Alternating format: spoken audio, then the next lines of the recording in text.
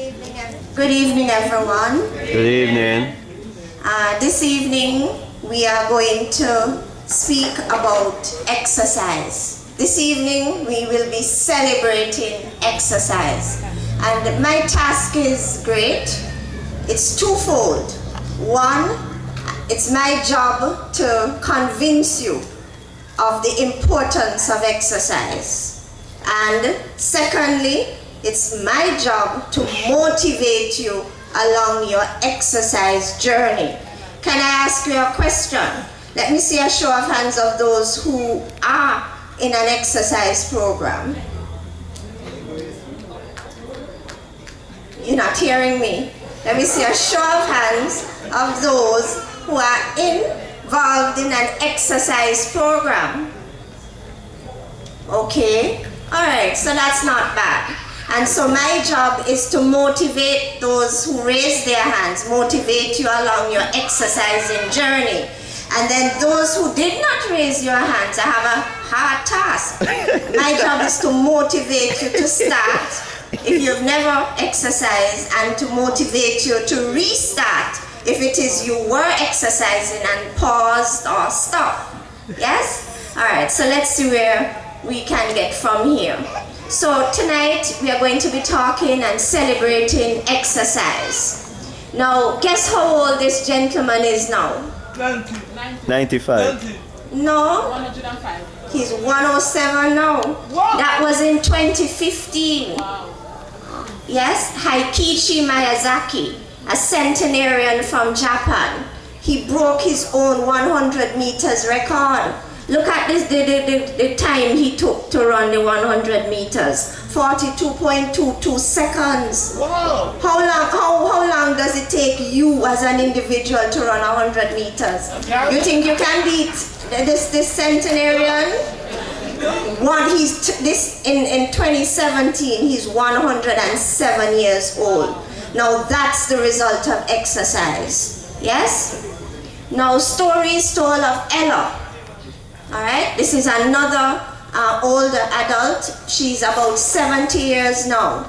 A few years ago, she was stepping into her shower and she fell. She sustained 2 fractures. And then they had to rush her to the hospital because bone pain is one of the hottest pain ever, you know, even more than giving birth to a child. Yes? And she had to be rushed to the hospital, and she was she needed assistance with all her activities of daily living in terms of going to the bathroom, bathing, eating, everything. Luckily for her, she did not require any surgery by the orthopedic surgeon. And so they had to put on a cast, give her a walker, etc., etc. And over a period of 4 months of intensive physiotherapy or exercise, she was able to move from being laid up in bed and having to get assistance with all activities of daily living to being fully functional. 4 months of intense physical therapy or exercise. So, am I getting anywhere in convincing you about the importance of exercise? Yeah. Okay, what is physical activity?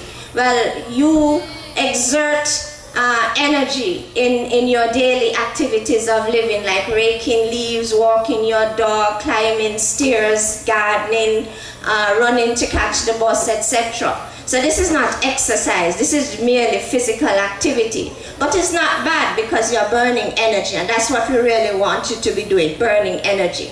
Now, physical exercise is intentional, it's deliberate, it's planned, it's structured, repetitive activity whereby you are exercising your muscles and improving your cardiac function, lung function, etc. Some examples include signing up for an aerobic class, signing up to go to the gym, or joining a walking group, walking 3-4 days a week. These are examples of physical exercise, and this is what we ought to be engaged in. Remember last night I spoke about the healthy lifestyle package, and exercise is a component of this healthy lifestyle package. All right, so the whole purpose of exercise is that of maintaining health at its best and preventing disease. Diseases like diabetes, hypertension, high cholesterol, heart disease, stroke. That's what we are preventing when we are engaging in exercise. Now, that's physical exercise. But remember I said last night that as we walk, as we engage in this Christian walk, we also have to exercise spiritually. And that speaks to our exercising our faith and trust in God. And so could you read with me Isaiah 40, 30 to 31? Even the youth shall faint and be weary, and the young men shall utterly fall. But those who wait on the Lord shall renew their strength. They shall mount up with wings like eagles. They shall run and not be weary. They shall walk and not faint. And this speaks to exercising our faith and trusting in God. What are some of the benefits of physical exercise? There are many, at least a dozen or more. All right, so if you engage in physical activity, you reduce the risk of dying prematurely. So in other words, the literature suggests that for each period of exercise activity, you are delaying your death, all right, to some extent. Number two, engaging in physical activity reduces your risk of developing hypertension. Or if you already have hypertension, it helps you to maintain good or better control of your blood pressure values.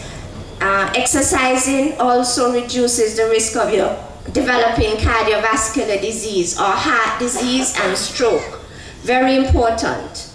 Now, exercise also helps you to get good or better results when the doctor sends you to do a blood test. Yes? So when you are sent to do your lipid profile or a blood test to test the fat levels in your blood, exercise helps you to get better values or better results. So if you are told, if your doctor says to you that you have high cholesterol, exercise can help you along with the medication that the doctor will prescribe. If you are diabetic, exercise helps you to gain or achieve better control of your blood sugar values. And if you are like me, exercise helps to keep your waistline looking good. All right, there's nothing wrong with that, you know. All right, exercise reduces the risk of diabetes. And exercise, weight-bearing exercise like walking, jogging, playing tennis helps us to maintain bone health. If, for example, especially the women, after you achieve menopause, the natural tendencies for your bone to use its strength and become brittle. But if you engage in exercise, weight-bearing exercise like brisk walking, jogging, playing tennis, that improves your bone health. Exercise helps you to feel good about yourself, and so it reduces your risk of being depressed. And it lowers your risk of cancers, breast cancer, colon cancer. Remember yesterday, I think on Sabbath, I mentioned the cancers that are plaguing us here in St. Kitts Nevis, so exercise also helps. And as we are getting on in age, those of us in our 50s and our 60s, it is advisable to exercise, especially our lower limbs, and doing in terms of strengthening the muscles in our lower limbs. Why? It decreases the risk of our falling and sustaining fractures. Believe it or not, exercise helps to stave off dementia and helps to improve the quality of your sleep. So there you have it, ladies and gentlemen, at least a dozen reasons why you should be exercising. So, those of you who didn't raise your hands, are you convinced that you need to start? Am I getting anywhere? Yes. Okay, I'm making progress. Okay, good. You read what this slide says. If you want to postpone your funeral, you need to start and get up and start exercising. Now, as physicians, we tell our patients you need to exercise. But I don't usually stop there. I take time to explain what exercise really means and discuss with my patients what type of exercise they like to do. And I go a step further and tell them what types of exercises there are. So there are 3+1 types of exercise. Yes? So let's start with the aerobic exercise. I think we are all aware of that, where you walk, you jog, you cycle, or you swim. You burn up a lot of energy, you perspire. What does aerobic exercise do? It helps you to improve your cardiovascular function, the functioning of your heart and your lungs. Yes? And so it helps you to build endurance. So aerobic exercise or endurance exercise, very important. So now we're going on to the flexibility exercise. What do you think that means? The stretching exercises, very, very important. As a matter of fact, what they say is every time you're going to exercise, it's advisable you start with stretches or flexibility exercises. It helps to warm you up, and then you go into your running or your jogging or your cycling. And then you have resistance exercise. Now this exercise is what you call strengthening exercise. Very, very important. Why? Now, a lot of my patients are old people, 60 years and over. And when I look at them, I realize that as you get on in age, irrespective of what you do or don't do, you lose muscle cells. You lose muscle mass. And that means you lose strength, right? Exercise is that one thing that slows down the aging process. If you don't take away anything else tonight, take away that. Exercise is that one thing that slows down or retards or slows down the aging process. And so resistance exercise helps you to maintain your muscle strength and muscle mass for as long as is possible. And so these are the 3 types of exercises. And so yes, you should engage in aerobic and endurance exercise on a daily basis. Flexibility, you should begin and end your exercise routine by doing stretches or flexibility exercises. And what the literature suggests is that resistance exercise, you can do that about twice a week or so. Yes? And then the other type of exercise is balancing exercise, and that's for the older folks. It helps to prevent them from falling down. And so we went through this slide already, what are endurance exercises. We all know that now. Flexibility, stretching, so this is a lady sitting down on an exercise mat and doing her stretches. Not to worry, we are going to have live demonstrations. All right? And this lady is doing her what you call this, Mr. Jones? What is she doing? What is she doing? Her triceps, right. And this is a lady doing the heel to toe walk. She's practicing her balancing exercises. In doing this, she's reducing her risk of falling and sustaining a fracture. And as you get on in age, these are some of the exercises you need to be engaged in. All right, that's balancing exercises. Now there are 4 levels of physical activity. So we just covered the types. No, these are the levels of physical activity. Now I want you to sit and figure out what level, where are you at? Are you at this level?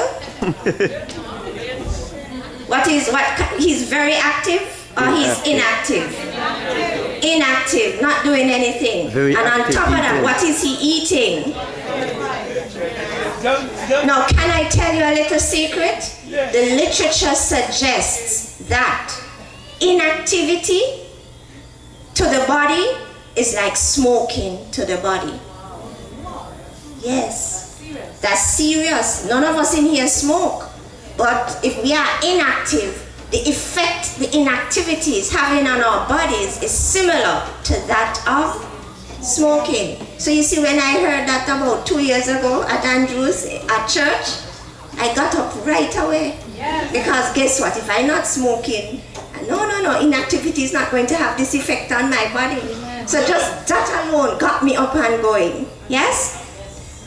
The other low level of activity. So if you're exercising and achieving about 2.5 hours of exercise per week, that's low level of activity. Now, if you're exercising and want to see the health benefits and experience the health benefits in your body, you have to try and achieve at least 2.5 hours per week. If you are clocking less than that, you are not going to get the benefits, experience the benefits in the body as you should. So if you're achieving less than 2.5 hours per week, no, that's not good. So that, you know how much that is? That is like 30 minutes a day from Monday to Friday. Wow. That's not enough. So you know what you need to aim at? Like an hour per day, Monday to Friday. Yeah? Medium exercise, 2.5 to 5 hours a week. And that's when you see substantial health benefits to your body. And then high level of energy, 5 to 7 hours per week.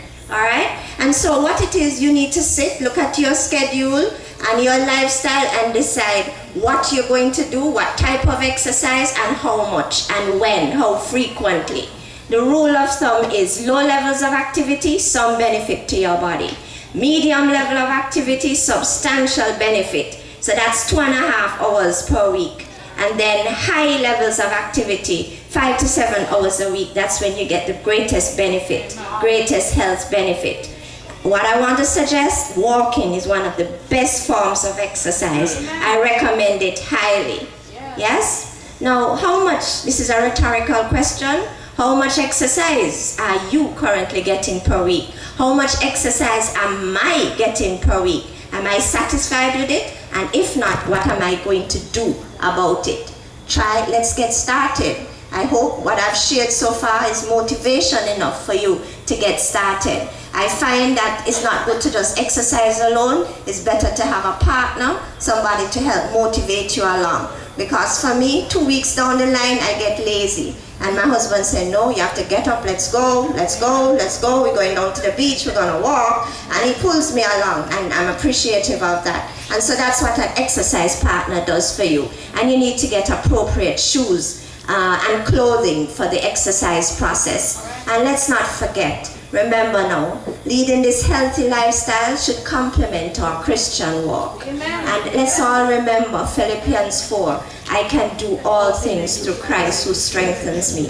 And so if today we commit to starting or continuing an exercise program, let's claim God's promise and that He can help us. And at this time, I'm going to ask Mr. Jones to come and help us. It's not enough for me to just tell you about endurance exercises and flexibility. I want you all to get up now. We're not here to just listen. We're going to get started. All right? So we have to get up. Didn't I say that inactivity to the body is like smoking to the body? So no, we can't sit down. We have to get up. All right. So Mr. Jones, I see people exercising and strolling down the road. This is not exercise. This has no impact on your body. No? So then let's demonstrate brisk walking. Go again. Brisk walking. Brisk walking. I think this is the best form of exercise. Now let us demonstrate some flexibility exercises. Stretching, neck stretches. Let's start with neck. All right. Everybody watching? You can do it too, you know. So tomorrow, when you wake up early, after your devotions, all right, shoulders. Next one. Hip. Aye, aye, aye, aye. And then you can pull the chair. I want you to demonstrate the knee and the ankle. Those of us who have arthritis in our knees, and the doctor says you need to exercise, you have no excuse. You sit on a chair and you can get a full body workout just sitting on a chair. Flex, point and flex. And do upper body too. So you can do upper body. All right, so he's going to add the weights. So these are my dumbbells. My husband went to the beach, filled it with sand. So these are my dumbbells. So you don't have to spend much money to start an exercise program. Okay? And so you can sit on a chair and get a full body workout. Alright? I want you to stand now behind and do the leg raises. Alright? So the older persons, the older women, You need to strengthen your lower limbs to reduce your risk of falling. And so you hold on to the back of the chair. Don't be embarrassed about it. And you get a good lower limb workout. This strengthens your legs. And so when you're walking and you trip, you wouldn't fall. You can automatically balance yourself. Because a lot of older persons fall, break the head of the femur, end up in hospital, bedridden, die. You can prevent that from exercising. All right, so I want you to demonstrate the heel to toe. Again, for older persons, balancing exercise. Everybody can do that? Try now. Don't fall down now, you know.